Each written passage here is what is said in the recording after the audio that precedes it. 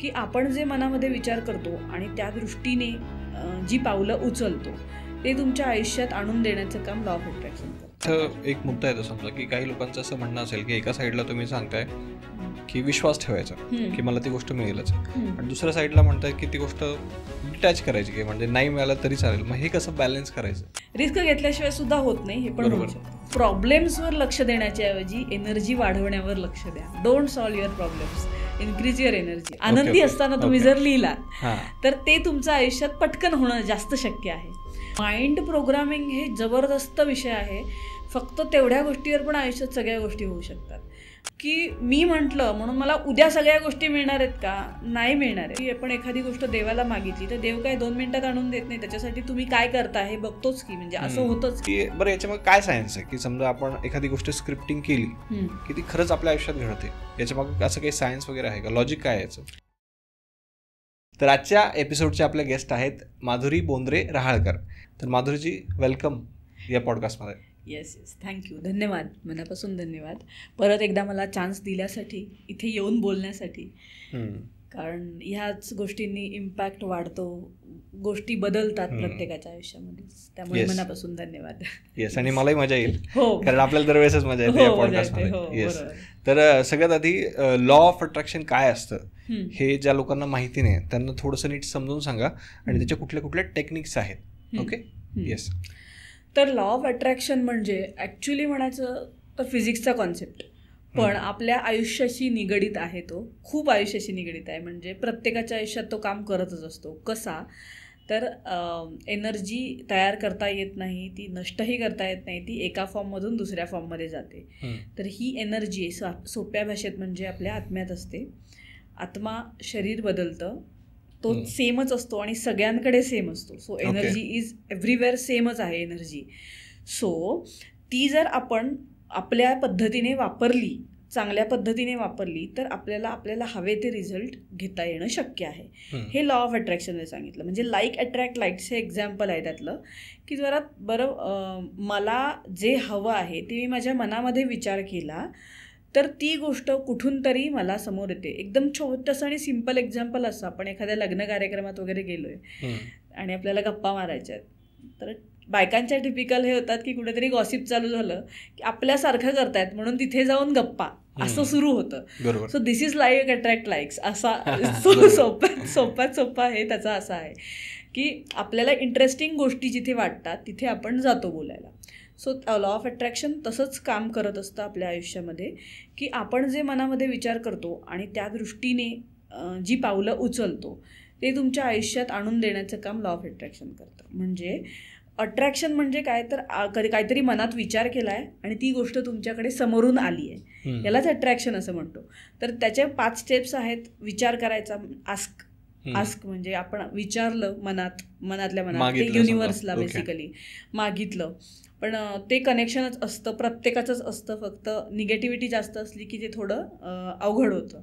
पण तरीही प्रत्येक माणूस काही ना काही मॅनिफेस्ट करतोच आपल्या आयुष्यात, कारण कधीतरी पॉझिटिव्ह असतातच आणि मेजर निगेटिव्ह असतात, पॉझिटिव्ह. तर लॉ ऑफ अट्रॅक्शनच्या 5 स्टेप्स आहेत, ज्यामध्ये आस्क म्हणजे आपण विचारलं मनातनं, देवाला सांगतो. म्हणजे आपण जनरलही देवालाही बोलतो ना की मला हे दिलंस तर मी तुझ्यासाठी हे करेन, हा जो विषय असतो तोच विषय आहे हा. फक्त आस्क हे सायन्सच्या पद्धतीने सांगितलेली गोष्ट. आस्क म्हणजे मनातनं विचार केला आपण त्या गोष्टीचा, फिलिंग म्हणजे त्याबद्दल भावना आल्या आपल्याकडे की मला मिळालं तर किती छान होईल असं.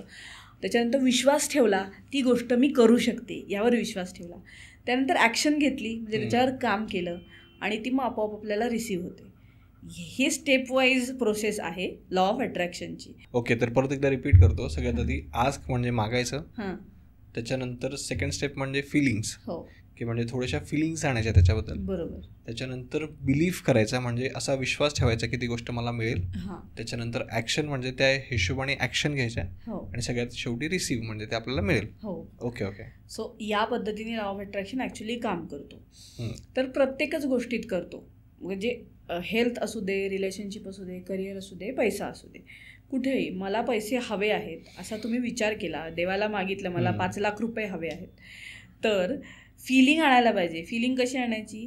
पैशाचा पाऊस पडतोय असं डोळे मिटून बघायचं, त्याने फिलिंग येऊ शकते. म्हणजे ते करायचं. किंवा यूट्यूबवर भरपूर आहे काय काय, तर त्याच्यातनं पण बघून आपण काहीतरी इमॅजिन करायचं पैशाबद्दलचं, हा विषय, ती फिलिंग आली. त्यानंतर आहे विश्वास, मी ते मिळवू शकते, हा विश्वास माझ्यामध्ये असला पाहिजे. नाहीतर एक बोलणार आणि एक काहीतरी हे करणं, म्हणजे आत एक आहे दुसरं बाहेर आहे असं नाही चालत.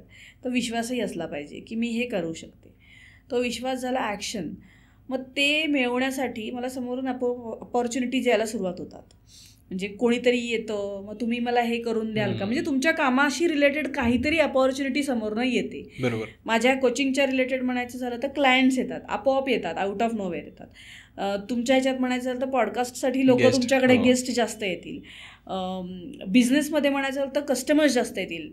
तर अशा पद्धतीने ते होतं आणि मग रिसीव्ह करतो, म्हणजे आपल्याला ते ॲक्च्युअल रियालिटीमध्ये मिळतं. ओके. सो पैसा तो ॲक्च्युअल रियालिटीमध्ये येतो.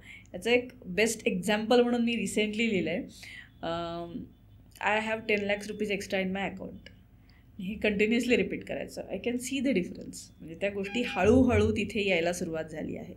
सो हे एक ॲफर्मेशन आहे खरं तर, पण ह्याच्या दृष्टीने मी कामही करते आणि मी लेट गो पण करते. ती गोष्ट ती एक महत्त्वाची आहे. डिटॅचमेंट पण असणं गरजेचं आहे लॉ ऑफ अट्रॅक्शनमध्ये काम करताना. ओके. म्हणजे आता मी एखाद्या गोष्टीची विश केली आहे, पण मला ती कधी मिळणार कधी मिळणार कधी मिळणार हे रिपीट करत बसलं तर मग ते नाही, म्हणजे ते वर्कआउट नाही होत. पण ती मनापासून विचार केला आहे, त्याच्यासाठी फिलिंग्स आणल्या आहेत, भावना आणल्या आहेत, मग त्याचा विश्वास ठेवला आहे आणि काम करायला सुरुवात केली विदाऊट एनी एक्सपेक्टेशन. आणि मिळालं तरी ठीक आहे, नाही मिळालं तरी ठीक आहे, अशी भावना ठेवली. म्हणजे रोजच्या कामात व्यस्त झालं की ही भावना येत नाही बेसिकली. की आपली रोजची जी कामं असतात त्यात आपल्याला इतकं असतं सगळं सारखं काय काय करायचं, त्याच्यातनं समजा विसरून गेलो, अचानकपणे तुम्हाला समोरून येतं की अरे झालं की हे पूर्ण. बरोबर. ते लेट गो हे असतं, नॅचरली लेट गो असं असतं. मॅन्युअली करायला थोडं कठीण जातं, ते करूच शकतो. डिटॅचमेंट आणायची त्या गोष्टीपासून की ती गोष्ट मला मिळालीच पाहिजे असं खूप असतं लोकांचं. नाही मिळालं तर नाही. इथं एक मुद्दा येतो समजा की काही लोकांचं असं म्हणणं असेल की एका साईडला तुम्ही सांगताय की विश्वास ठेवायचा की मला ती गोष्ट मिळेलच, आणि दुसऱ्या साईडला म्हणताय की ती गोष्ट डिटॅच करायची की म्हणजे नाही मिळालं तरी चालेल. मग हे कसं बॅलन्स करायचं? हां, ते खरंच मोठी गोष्ट आहे. विश्वास ठेवायचा की माझ्यात ती ऐपत आहे करण्याची, हा विश्वास ठेवून त्याच्यासाठी कामाला लागायचं. माझं म्हणणं ह्याच्यामध्ये हे आहे की मागे नाही लागायचं, कामाला लागायचं. Okay okay. जितकं मागे लागाल तेवढं ते दूर जाईल. म्हणजे बेसिकली असं म्हणायचं की मला मिळतच का नाहीये, मिळतच का नाहीये. Okay okay okay. ह्याच्या मागे जायचं नाहीये, कामाला लागायचंय, काम करायला सुरुवात करायची त्या गोष्टीसाठी. मग ते आपोआप तुम्हाला समोरूनच येताना दिसतं की हे होत आलंय आपलं, असं अचानकपणे आपल्याला लक्षात येतं. आणि विसरायची सवय, म्हणजे माणसाची विसरायची भावना असतेच ना प्रत्येक गोष्टीत, आपण झटकन विसरूनही जातो तितक्यात. बरोबर. सो महत्त्वाचा गोल आहे तर तो मनात असतो, ॲग्रीड, पण आपण काही 24 तास तो रिपीट करत बसत नाही, असं असतंच कुठेही नाही म्हणलं तरी. सो तेवढं करायचं पण नाही आहे. ते गोल आपण वर्षाच्या सुरुवातीला ठरवायचे आणि त्याच्यासाठी काम करायला सुरुवात करायची. त्याच्यासाठी सगळ्यात महत्त्वाची गोष्ट आहे स्क्रिप्टिंग. त्याच्यावर आता आपण येऊ शकतो. येस, तुम्ही पण, मला पण तेच विचारायचं होतं. जसं तुम्ही स्वतःचं वाक्य सांगितलं की मी ही गोष्ट लिहिली की माझ्या अकाउंटमध्ये 10 लाख रुपये एक्स्ट्राचे आहेत. येस, तर हे कसं वर्क करतं? म्हणजे त्याला स्क्रिप्टिंग असंच म्हणू शकतो. पण आपण मी तेच म्हणतो की अफर्मेशन असं बऱ्याच वेळेस ऐकलंय, पण स्क्रिप्टिंग काय असतं, यात काय डिफरन्स आहे एक्झॅक्टली? अफर्मेशन म्हणजे आपण एक वाक्यामध्ये लिहितो, छोटी हे करतो आणि ती झाली आहेत ऑलरेडी, अशा पद्धतीने वाक्य लिहायची असतात आणि सकारात्मक वाक्य असली पाहिजेत. जसं मी म्हटलं की माझ्या अकाउंटमध्ये एक्स्ट्राचे, म्हणजे करंट अकाउंटचे चेकिंग अकाउंटमध्ये एक्स्ट्राचे 10 लाख रुपये आहेत, हे माझं अफर्मेशन झालं. ओके. पण मला एक मिनिट, मी तुम्हाला तिथं थांबवतो. मला सांगा की समजा हे लिहित असताना अशा कुठल्या गोष्टी आहेत की ज्या महत्त्वाच्या आहेत? ओके. म्हणजे मी अफर्मेशन्स लिहित असेल किंवा मी स्क्रिप्टिंग लिहित असेल, तर अशा कुठल्या गोष्टी आहेत की त्या आपल्याला लक्षात ठेवायच्यात? तर लिहिताना आपण एकतर इमोशन्सनी लिहितो, म्हणजे मन लावून लिहितो ना बेसिकली, त्यामुळे त्या भावना असतात थोड्याशा, भावना त्याच्यामध्ये उतरतात. ते सगळ्यात महत्त्वाचे. Feeling is the secret of everything. So ते महत्त्वाचं आहे. त्याच्यानंतर 5 सेन्सेस महत्त्वाचे आहेत. त्या सेन्सेसनी आपण ते फील करून बघणं, ते लिहिता. म्हणजे फॉर एक्झाम्पल आता घरकार्य कॉमन हे आहेत, पण तरीसुद्धा त्याच्याबद्दल मी डिटेल किंवा आपण डिटेल लिहू शकतो. बरं, मी तुम्हाला समजा एक सिनारिओ सांगितलं की समजा येत्या 1 वर्षामध्ये मला स्वतःचं घर घ्यायचं आहे. ओके, तर आता याची स्क्रिप्टिंग कशी करू शकतो समजा आपण? तर तुम्हाला क्लॅरिटी पाहिजे सगळ्यात पहिले की तुम्हाला घर घ्यायचंय, कुठल्या एरियात घ्यायचंय, कोणत्या ठिकाणी घ्यायचंय, इथपर्यंत क्लॅरिटी एवढी डिटेलमध्ये असली पाहिजे.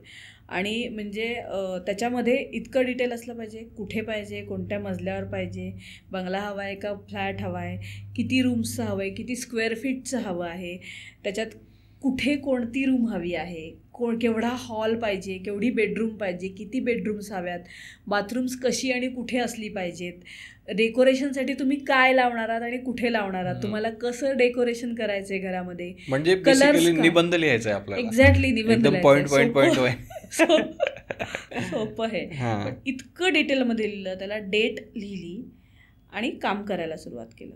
मग ते तिथे एकदा लिहून ठेवायचं आणि डिटॅच व्हायचं त्यापासून. मला हे हवंय, दॅट इज शुअर, म्हणजे मनापासून. मग जसं लिहित असताना कसं लिहायचं की समजा मी हे घर घेणार आहे नाही की मग माझं घर माझ्या आवडत्या एरियामध्ये, आवडत्या सोसायटीमध्ये झालं आहे. मग ते मेन्शन करायचं का तसं?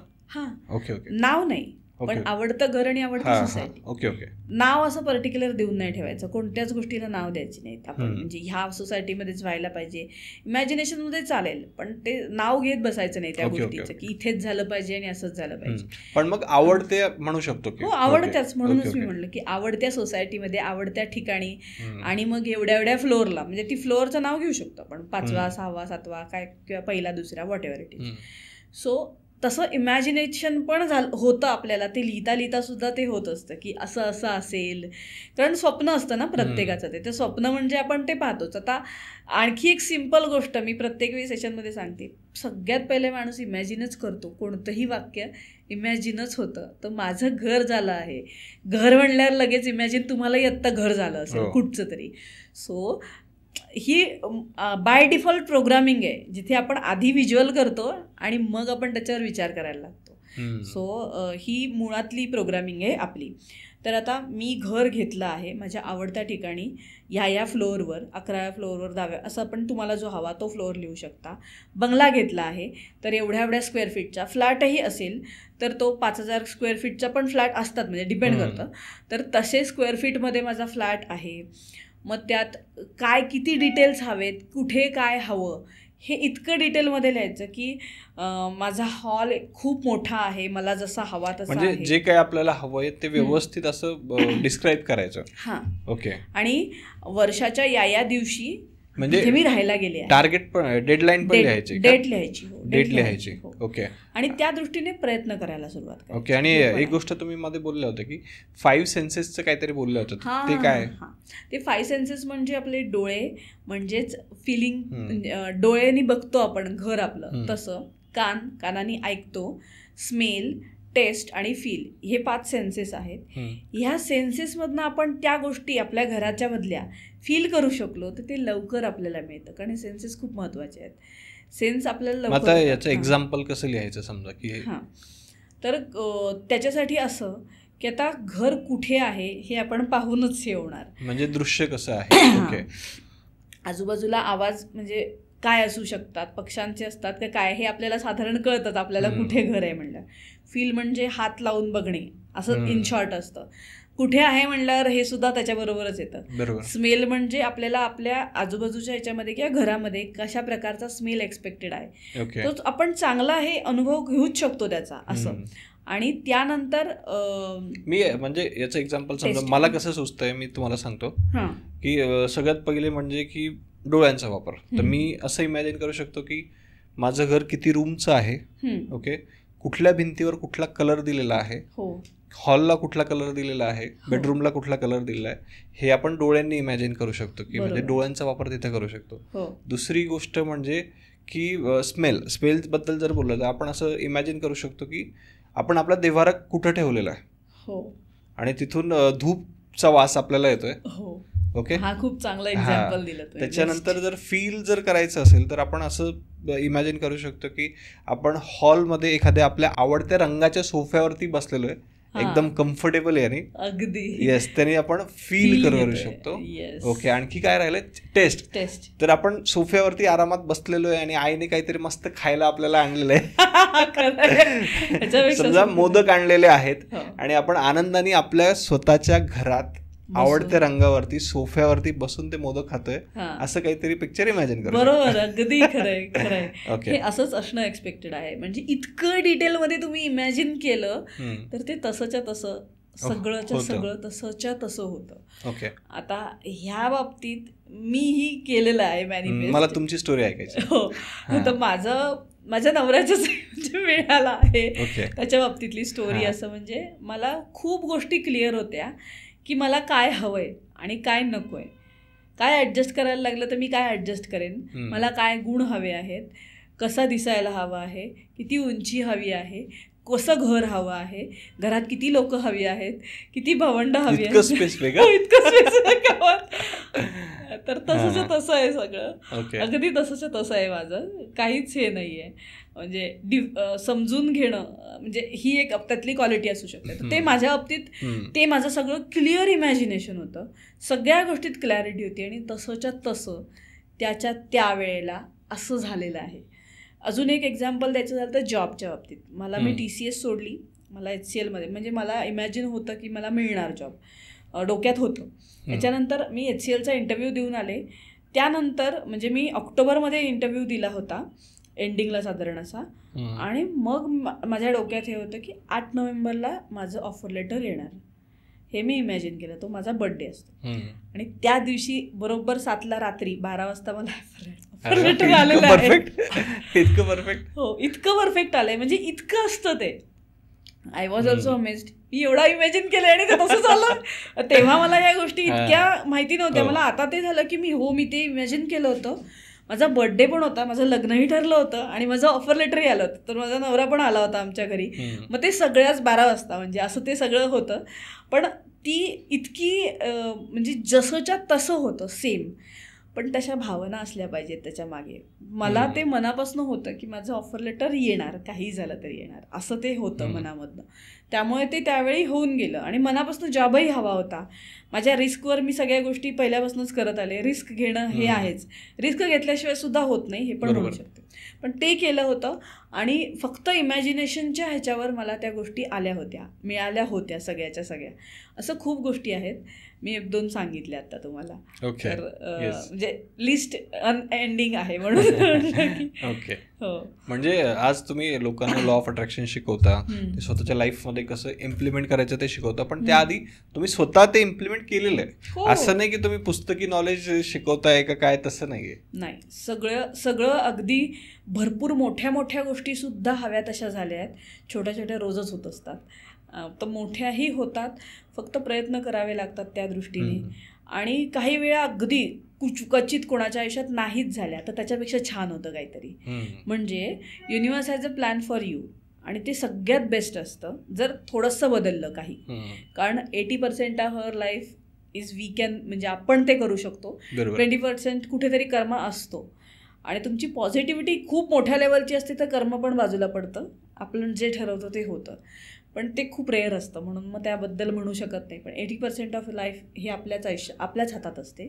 आपण कसं त्याला शेप करायचं हे, आणि आपण आपल्याला हवं तशा गोष्टी त्या माध्यमातून करू शकतो. आता मध्ये ना तुम्ही ज्यावेळेस तुमचं स्क्रिप्टिंगचं रिअल लाईफ एक्झाम्पल सांगत होते ना, तर एक मुद्दा तुम्ही असं सांगितलं की समजा असं नकोय तसं नकोय, तर हे ऐकून लोकांच्याही मनात एक प्रश्न येईल की समजा ज्यावेळेस मी स्क्रिप्टिंग लिहितोय किंवा मला जे काही हवंय त्याच्याशी रिलेटेड मी काही निबंध लिहितोय, त्याच्यामध्ये मी 5 सेन्सेस जे आहेत आपले त्यांचा वापर करून लिहितोय, पण मग कधी कधी असं असतं की मला असं नकोय, ओके, किंवा तसं नकोय, हे नाही पाहिजे, मग ते पण तसं मेन्शन करायचं का की काय?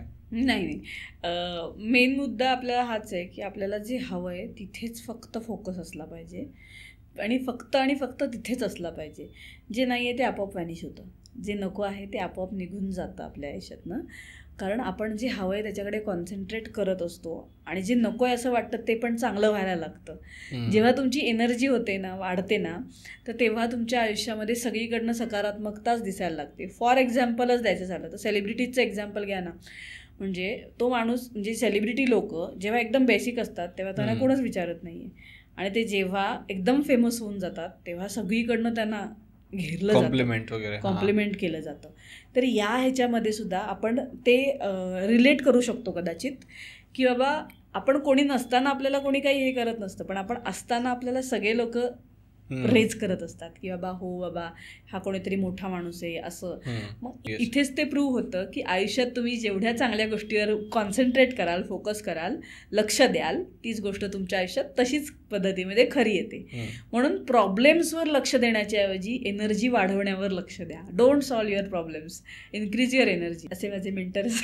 एक नवीनच कोट म्हणजे मी पहिल्यांदा ऐकलं की डोंट सॉल्व्ह प्रॉब्लेम, म्हणजे बरोबर आहे की प्रॉब्लेम्सवरती लक्ष न देता जे पाहिजे त्याच्यावरती लक्ष द्यायचं. Okay okay. त्यामुळे ॲक्च्युली एनर्जी वाढते. एनर्जी वाढल्यामुळे तुम्हाला जे नाही मानत लोक तेही मानायला लागतात. जी इन जनरल सगळ्यांची अपेक्षा असते की त्यांनी मला मानलं पाहिजे, कशाला मानायला पाहिजे? तुम्ही इंडिव्हिज्युअल आहात, तुम्ही तुमचं आयुष्य जगता आहात, म्हणजे असतात एक्सपेक्टेशन. आय डोंट डिसॅग्री, म्हणजे मी असं काही म्हणत नाही, पण स्टील आपलं आयुष्य आपल्यालाच जगायचं असतं ना. त्यामुळे माझं असं म्हणणं आहे की तुम्ही तुमच्या आयुष्यात मोठे व्हा, चांगल्या पद्धतीने काम करा, आपोआप सगळे लोक तुम्हाला चांगलंच म्हणायला लागणार आहेत. म्हणजे त्यासाठी मागे लागायची गरजच नाही पडणार. ओके. आता हे तर क्लिअर झालं की आता लिहित असताना, निबंध लिहित असताना निगेटिव्ह गोष्टी कुठल्याच मेन्शन करायच्या नाहीत, जे पाहिजे तसंच लिहायचं. हो. ओके. आता मुद्दा येतो की किती वेळेस लिहायचं, कोणत्या टाइमला लिहायचं. ओके. तर हे सगळं माझ्या मते सगळ्यात, आणि किती पान भरून लिहायचं ते पण एक मॅटर आहे. हा, स्टेप बाय स्टेप. ओके. तर ह्या सगळ्यांना अटी आणि नियम ह्या कोणत्याच, मी ज्याप्रमाणे एक्सपिरियन्स करते तर कोणत्या गोष्टीला अशा अटी नसतात असं माझं आहे. लॉ ऑफ अट्रॅक्शनमध्ये म्हणायला गेलात किंवा आयुष्याबद्दल बोलायला गेलात तर फक्त आणि फक्त भावना एक्सपिरियन्स करणे हाच पर्पज असतो सगळ्यांचा आयुष्यामध्ये. सो तुम्हाला त्या भावना असताना तुम्ही लिहिणं, म्हणजे हे सगळ्यात असताना लिहिणं असं म्हणायचं. हॅपी असताना लिहिणं, हा, हे सुद्धा म्हणू शकते. आनंदी असताना तुम्ही जर लिहिलात तर ते तुमच्या आयुष्यात पटकन होणं जास्त शक्य आहे. आणि जर म्हणजे हा वेळ काढून, त्यावेळी तुमचा मूड कसा असणार तुम्हाला थोडी माहिती असणार आहे. त्यामुळे ज्यावेळी आनंदी आहात तेव्हा ते लिहा, ते जास्त लवकर खरं होईल. हा खूप छान मुद्दा तुम्ही घेतला, मलाही ते खूप हे आवडलं की हो, वेळेपेक्षा हे जास्त महत्वाची वेळ आहे आपल्या आयुष्यात, की तुम्ही जेव्हा केव्हा आनंदी आहात तेव्हा लिहा. त्यानंतर तुम्ही काय विचारला प्रश्न की किती वेळेस लिहायचं, किती. तर स्क्रिप्टिंग ही एकदाच लिहायची गोष्ट आहे, डिटेलमध्ये लिहायचे. किती पानं डझंट मॅटर, तुम्हाला जेवढं सुचतंय तेवढं, खूप डिटेलमध्ये. मी वेगवेगळी यूट्यूबवर पण उदाहरणं पाहिली आहेत याबद्दलची की किती डिटेलमध्ये स्क्रिप्टिंग करून ठेवलं आहे. पण एकदाच लिहायचं, तुम्हाला जेवढं पाहिजे, डिटेलमध्ये पाहिजेत गोष्टी.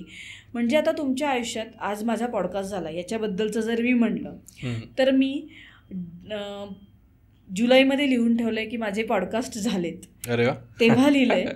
त्यानंतर मला हळूहळू हळूहळू कनेक्ट व्हायला लागला. पहिला पॉडकास्ट इंग्लिश झाला, त्यानंतर मी तुमच्याचकडे होते साधारण डिसेंबरच्या आधी, नोव्हेंबरमध्ये मला झालं होतं मला वाटते. तर अशा पद्धतीने ते मी आधीच लिहून ठेवलं होतं. पण मला काय हवं आहे, माझा एका फेमस पॉडकास्टर बरोबर झालं पाहिजे, सबस्क्रायबर्स असे चांगले असले पाहिजेत, माझा व्हायरल व्हिडिओ झाला पाहिजे, मला क्लायंट्स असे आले पाहिजेत, एवढं डिटेलमध्ये ते असलं पाहिजे, हे असतं.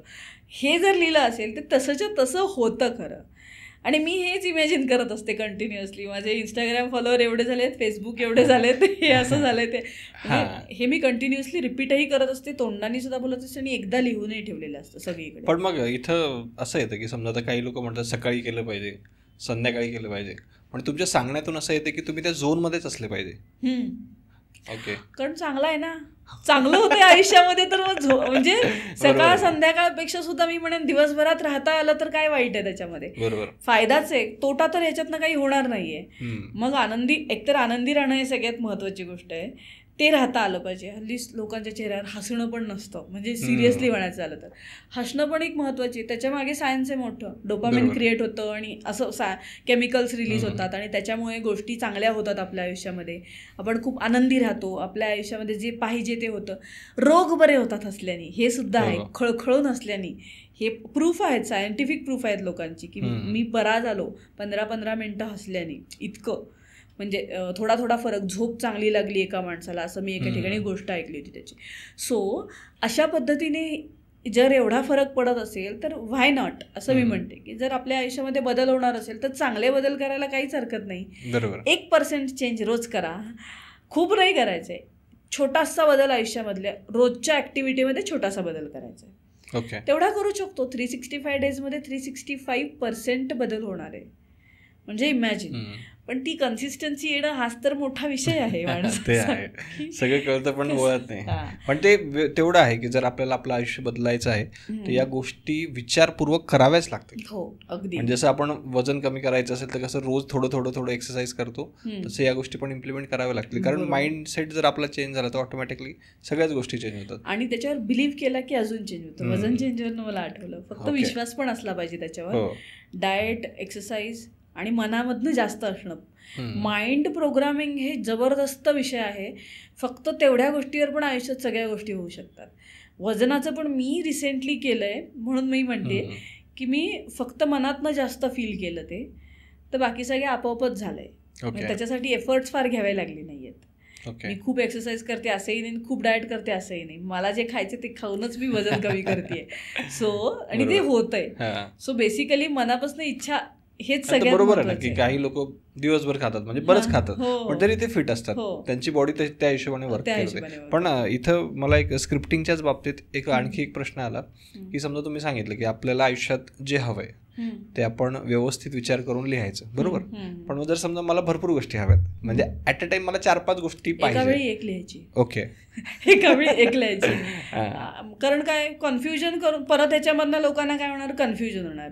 यांनी असं म्हणजे असंही होतं की भरपूर व्हिडिओज बघितले जातात, मग यांनी असं सांगितलंय, तिने तसं सांगितलंय, मी नक्की काय करू, मला कन्फ्युजन होतं. नाही, एकच गोष्ट, एक स्वप्न डिटेलमध्ये लिहायचं, ते झाल्यावर दुसरं लिहा. घाई कशाची नाहीये. ओके, म्हणजे तुमचे आपण असं करू शकतो की समजा प्रायोरिटी कशाला आहे. हां बरोबर. ओके, जर 5 गोष्टी असतील सगळ्यात आधी मला काय महत्वाचं एक्झॅक्टली त्याच्याबद्दल आपण हे करायचं. ते कम्प्लीट झालं की एक विश्वास पण येतो की अरे गोष्टी वर्कआउट होत आहे, मग आपण दुसरी गोष्ट करू. एक्झॅक्टली असं अशा पद्धतीने स्टेप बाय स्टेप. कारण ह्या सगळ्या गोष्टी ना मी म्हणते तसं प्रोसेस आहे. कारण मी या प्रोसेसमधनं आली आहे.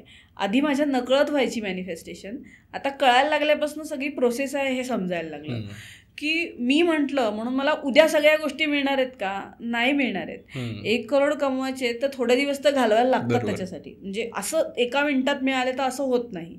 त्याच्यासाठी काहीतरी तसं काम असलं पाहिजे. आता मी ऍक्टिंग करत असते तर मिळाले असते मे बी, पण आय एम नॉट त्याच्यामध्ये नाहीये ना, तर मग ते तशा पद्धतीने असतं. मला असं म्हणायचंय माझ्या ह्याच्यामध्ये किती दिवसात मिळू शकतात तेवढ्यात मला मिळणार आहेत. तर ते कन्सिडरेशन आपल्या मनात असलं पाहिजे. दुसऱ्या दिवशी सगळ्या गोष्टी झाल्या पाहिजेत तसं होत नाही. हे माझं खूप आधी जेव्हा मी यामध्ये नव्हते माझ्या मनात आलं ना, झालंच पाहिजे आहे, नक्की आहे. पण मग पैसा तेवढा समोर असेल तुमच्याकडे तर होतात बऱ्याचशा गोष्टी, नाही म्हणता. पण मग इथं एक मुद्दा आहे की समजा तुम्ही सांगितलं की आपल्याला जे आयुष्यात हवंय ते आपण लिहून ठेवायचं आणि विसरून जायचं.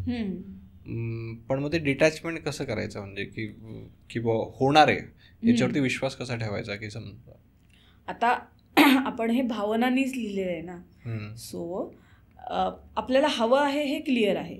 पण दिवस रात्र आपण ह्याच्यातच राहणार आहोत का, म्हणजे असं होत नाही ना. प्रत्येक माणूस विसरून जातच रोजच्या आयुष्यामध्ये काय जे चाललंय ते.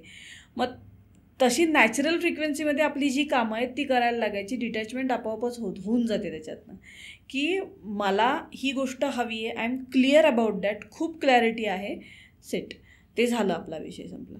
मग आपण रोजच्या कामांमध्ये सुरुवात करायची आणि त्यासाठी मला ॲक्शन काय घ्यायला हवी आहे ह्याच्याकडे लक्ष द्यायला सुरुवात करायची. कारण नुसतं लिहून काही होणार नसतं. ॲक्शन हा पार्ट सगळीकडे आहे. जादू म्हणजे कशी आहे की आपण एखादी गोष्ट आता माझ्याच्यानी होत नाही तेव्हा आपण देवाला सांगतो प्लीज कर, तसंच आहे ते. आता सगळं तुझ्या हातात आहे असं म्हणायचं आणि मोकळं व्हायचं होता. म्हणजे मी हे करते बऱ्याचदा की मला नाही सुचत आहे, कन्फ्युजन झालंय की आता मी पुढे काय करू हा प्रश्न पडला. मग मी असं म्हणते की माझ्यासाठी जे चांगलं आहे ना ते होऊ दे. एखाद वेळी असं होतं ना की डिसिजन घेण्याच्या बाबतीत गोंधळ होतो की मी हे करू का मी ते करू, दोन्ही चांगलं असतं. पण मग असं नाही होत का, समजा की आपण समजा आता सपोज लिहिलं आणि जर ते नाही झालं मग तशा टायमाला काय करायचं. टाइम फॉर डबल हॅपीनेस, म्हणजे ह्याच्यापेक्षा चांगलं काहीतरी होणार आहे. सो ॲक्सेप्टन्स, फॉरगिव्हनेस, स्वतःला माफ करणं हे पण असलं पाहिजे. आणि गोष्टींचा ॲक्सेप्टन्स, त्या रिलेटेड गोष्टी आहेत त्या होपोनोपोनोनी होतातच. त्याचे डिटेल्स दुसरे आपल्या पॉडकास्टमध्ये आहेतच. श्रीमंत स्टुडिओवरती डिटेलमध्ये त्याच्यावरती पॉडकास्ट आहे, तुम्ही बघू शकता. येस. हां, तर त्या गोष्टी करून आपण एकतर स्वतःलाही माफ करू शकतो, आपण त्याच्यातनं बाहेरही पडू शकतो, डिटॅचमेंट करू शकतो त्या गोष्टीतनं, आणि ती गोष्टी तुमच्या आयुष्यात पूर्ण व्हायला लागते. म्हणजे थोडंसं बाजूला व्हायला लागतं. पण आपण हे जनरली पण करत असतो आयुष्यामध्ये, की आपण एखादी गोष्ट देवाला मागितली तर देव काय 2 मिनिटात आणून देत नाही, त्याच्यासाठी तुम्ही काय करता हे बघतोच की, म्हणजे असं होतंच की. तेवढी भक्ती असावी लागते आपली, त्यानंतर ह्या सगळ्या गोष्टी रियालिटीमध्ये यायला लागतात. तसंच हे फक्त सायंटिफिक आहे आणि याने रिझल्ट पटकन दिसतात म्हणून आपण हे करा करा असं म्हणतो, का तर ते आपल्याला अनुभवच जास्त पटकन येतं. खूप अध्यात्माचे असणारे सुद्धा लोकांना अनुभव येतातच, त्याबद्दल मी काहीच म्हणत नाही, पण ही आपल्या जनरेशनची जास्त हे असं म्हणायला हरकत नाही. का, कशाला, हे जिथे रिझन, त्याच्यासाठी हे सगळं आहे. प्रत्येक गोष्टीत जेव्हा प्रश्न पडतात त्याची उत्तरं ह्याच्यामध्ये आहेत. प्रत्येक ह्याला सायन्स आहे, प्रत्येक ह्याला डिटेलमध्ये गोष्टी आहेत. तुम्ही फक्त म्हणा मला करायचं आहे, मनापासून फील करा आणि त्याच्यासाठी प्रयत्न करायला लागा. डिटॅचमेंट होतेच त्याच्यामधनं. प्रयत्न करायला लागलं की आता मी काय करू हा प्रश्न पडतोच. म्हणजे एखादी गोष्ट नाही होत असेल तर आता काय करू, मग त्याच्या पुढचा ऑप्शन आपल्याला मिळतो. आपण प्रयत्न करायला लागतो ना, की इथे नाही झालं तर दुसरीकडे जाऊया, दुसरीकडे. जेवढे जास्त ऑप्शन्स आपल्याला ट्राय करता येईल तेवढे ट्राय करायचे. 10 गोष्टी ट्राय केल्यावर 2-3 गोष्टी वर्कआउट होतात. लॉ ऑफ प्रोबॅबिलिटी, तो प्रत्येक गोष्टीत वर्कआउट होतच समजा. येस. आता आपण काय करूयात की मी तुम्हाला 2-3 सेगमेंट सांगतो आपल्या आयुष्याशी रिलेटेड. त्याला आपण स्क्रिप्टिंग कशी करू शकतो एकदम शॉर्टमध्ये तुम्हाला सांगायचंय. ओके. जसं की सगळ्यात आधी आता हेल्थ बद्दल बोलूयात. सो माझी तब्येत खूप छान आहे. माझं वजन मला जितक्या प्रमाणात जितकं हवं आहे तेवढं आहे. तुम्ही डॅश केजी पण लिहू शकता त्याच्यामध्ये, किती हवं आहे तेवढं. मी पूर्ण दिवस एनर्जेटिक असते. माझा पूर्ण दिवस खूप छान जातो. मी दिवसभर आनंदी असते. मी निरोगी आहे. मी योग्य तो आहार घेते आणि माझ्या आयुष्यात कायमच आनंद असतो. हे आपण म्हणत राहिलं, हे लिहून ठेवलं आणि ॲफर्मेशनच्या स्वरूपात एखाद्या वाक्यातलं म्हटलंही तरीही कोणताही सर्कमस्टन्सेस येत नाहीत. म्हणजे असं जनरल असतं की आपण विचार करताना. आणि जर समजा एखादा व्यक्ती आहे की तो ऑलरेडी आजारी आहे आणि त्याला त्याच्यातून बरं व्हायचंय, मग त्यांनी कसं लिहिलं पाहिजे? तरी पॉझिटिव्ह ॲफर्मेशनच म्हणू शकते मी त्याला. ग्रॅटिट्यूड हे एक त्याच्यामध्ये. जे काही माझ्या आयुष्यात झालं आहे, चांगलं आहे, वाईट आहे, सगळ्यासाठी धन्यवाद. आणि मी माझ्या प्रॉब्लेममधनं बाहेर आले आहे.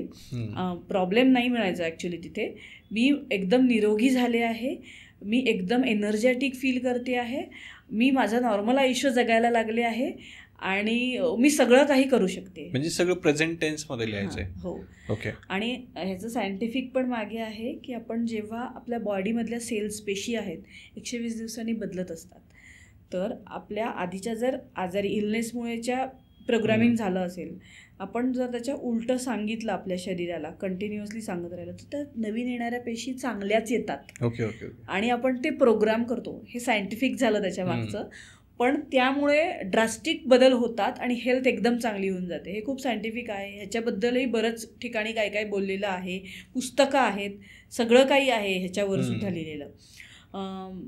Lewis Hay you can heal your life, हे बेस्ट एक्झाम्पल आहे त्याच्यासाठी, की तुम्ही कसे आपले हे करू शकता, मनाचे विषय कसे बदलू शकता आणि हेल्थ कशी चांगली होऊ शकते. ओके. आता रिलेशनशिपबद्दल आता म्हणजे बरेच सिनारिओ येतात. लग्नाची इच्छा असलेल्यांच्यासाठी की मला जो एक्सपेक्टेड पार्टनर आहे तो मिळाला आहे. एक्सपेक्टेड याचा अर्थ कम्पॅटेबल, म्हणजे मला माझ्या गोष्टी स्पेसिफिक असं नाव नाही लिहायचं की मला ही व्यक्ती मिळाली, नाही असं नाही, ते कधीच करायचं नाही. ओके. कारण तुमच्यासाठी जे चांगलं आहे तेच होत असतं कायम. आपल्याला कितीही वाटलं की आपल्यासाठी हे चांगलं नव्हतं तरी झालं नाही, ते जे तुमच्याकरता चांगलं आहे तेच तुमच्या आयुष्यात होणार आहे. तुम्हाला वाटत नाही की ते चांगलं आहे, पण ते तुम्हाला अल्टिमेटली जाणवून येतं जर तुम्ही स्वतःशी खरे बोलत असाल तर. अदरवाईज असं ह्याला काहीच जाणवून येणार नाही. तर त्याच्यामध्ये माझं रिलेशनशिप खूप चांगलं आहे. मला म्हणजे माझा नवरा किंवा बायको जे काही आहे जशी हवी तशा ह्याच्यामध्ये मिळाली आहे. उंच, रंग, गोरा, जे काही डिटेल्स, ओके, ती सगळी डिटेल्स आपण त्याच्यामध्ये मेन्शन करू शकतो. आता एखाद्याचं रिलेशनशिप खराब आहे आणि त्याला ते इम्प्रूव्ह करायचं, मग त्यासाठी तर त्याच्यासाठी सुद्धा असंच आहे की माझी नाती सगळी म्हणजे माझ्या समोरच्या माणसासोबत रिलेशन खूप चांगलं झालं आहे. मी एकमेकांना खूप समजावून घेतो. त्याच्याबरोबर हां एकमेकांना आम्ही खूप चांगल्या पद्धतीने माफ केलं आहे. व्हिज्युअलाइजही करू शकता. एकेकाने एक्सपिरियन्स सांगितला मला की त्यांच्या रिलेशनशिपमध्ये थोडा प्रॉब्लेम होता, भांडण झालं होतं, पण तिने एका ह्याच्यात व्हिज्युअलाइज केलं की आमचं सगळं चांगलं चालू आहे. 5-10 मिनिटात फोन आला होता. अरे सो असा एक रिझल्ट माझ्या क्लायंटकडनंच होता. सो इतकं ते वर्कआउट इमिजिएटली होती, ती मनापासून असणार ते, त्याच्यामुळे ते पटकन कॉल आला असं झालं. पण असं रिलेशनशिपमध्ये होऊ शकतं. ओके. आता आपण हे सेम म्हणजे प्रत्येक सेक्टरमध्ये असं इमॅजिन करू शकतो की सगळ्या गोष्टी समजा करिअर हवं असेल तर मला या कंपनीत जॉब लागलाय, माझं असं असं ऑफिस आहे, असे वर्कर्स आहेत, जसं आपण करिअरच्या बाबतीत करू शकतो. ओके. सो म्हणजे एक अंदाज आला असेल आपल्या ऑडियन्सला की स्क्रिप्टिंग कसं करायचं. पण आता शेवटचा एक क्वेश्चन तुम्हाला विचारतो की बरं याच्यामागे काय सायन्स आहे की समजा आपण एखादी गोष्ट स्क्रिप्टिंग केली की ती खरंच आपल्या आयुष्यात घडते, याच्यामागे असं काही सायन्स वगैरे आहे का, लॉजिक काय आहे याचं? लॉजिक म्हणजे काय, तर सगळ्या गोष्टी फिलिंग्सच्या बनल्या आहेत जसं मी म्हणते तसं. तर आपण मनापासून त्या लिहिल्या, तर लिहिताना आपलं सगळं तळमळ किंवा काय जे मनापासून असतं ना ते लिहिताना सगळं ओतून लिहितो आपण. सो मी 5 सेन्सेस जसं म्हटलं ते आपण असतात, मनापासून असतं, ती एक्साइटमेंट असते की मला मिळाल्यावर काय, हे सगळं आपण मनापासून लिहित असतो. तर त्या लिहिण्यामुळे तुमचे सगळे फिलिंग्स त्या लिहिण्यामध्ये असतात. ओके. आणि त्यामुळे एनर्जी कनेक्ट होते, म्हणजे एनर्जेटिकली आपण त्या फ्रिक्वेन्सीला पोहोचतो. आपल्याला जे पाहिजे फील करतो बेसिकली. सो ते फील केल्यामुळे आपोआप गोष्टी त्या ह्याला जायला लागतात. म्हणजे तेच सायन्स आहे याच्यामध्ये की तुम्ही, कारण फिलिंगच महत्वाची. लॉ ऑफ अट्रॅक्शन मध्ये एकच म्हटलं जातं की feeling is the key. Yes. Okay okay. म्हणजे आपण लिहिल्यामुळे आपल्या त्या फिलिंग्स ऑटोमॅटिकली जागृत होतात, आपण तसं इमॅजिन करायला लागतो.